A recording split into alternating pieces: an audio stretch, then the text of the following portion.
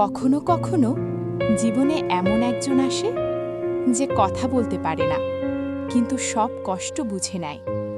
গ্রামের এক কোণে ছোট্ট একটি বাড়িতে একা থাকতেন এক বৃদ্ধ মানুষ।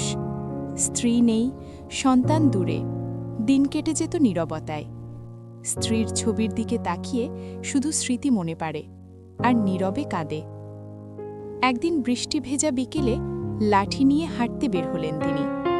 হঠাৎ রাস্তার পাশে দেখতে পেলেন একটি আহত কুকুর কাঁপছে। তার পায়ে গভীর ক্ষত, চোখে ভয় আর অসহায়তা। বৃদ্ধ ধীরে ধীরে কাছে গেলেন। কুকুরটি প্রথমে সরে যেতে চাইল, কিন্তু বৃদ্ধ মাটিতে বসে নরম কণ্ঠে বললেন, ভয় পাস না। আলতো করে মাথায় হাত রাখলেন। সেদিন তিনি কুকুরটিকে বাড়িতে নিয়ে এলেন।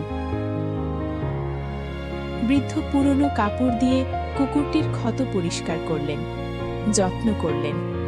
বৃদ্ধের ঘরে তেমন খাবার নাই, যা আছে তাই দুজনে ভাগ করে খেলেন।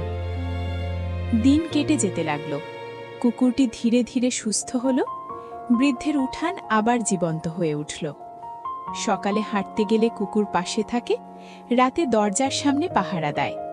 বৃদ্ধের মুখে অনেক দিন পর হাসি ফিরে এলো। একদিন গ্রামের মানুষ জিজ্ঞেস করল, চাচা, কুকুরটা এত প্রিয় কেন? বৃদ্ধ মুচকি হেসে বললেন, ও শুধু কুকুর না, ও আমার সঙ্গী। কখনো কখনো রক্তের সম্পর্ক না, মমতাই হয়ে ওঠে সবচেয়ে বড় বন্ধন। ভিডিওটি ভালো লাগলে চ্যানেলটা সাবস্ক্রাইব করবেন, একটা লাইক দেবেন, কমেন্ট করবেন। আল্লাহ হাফেজ।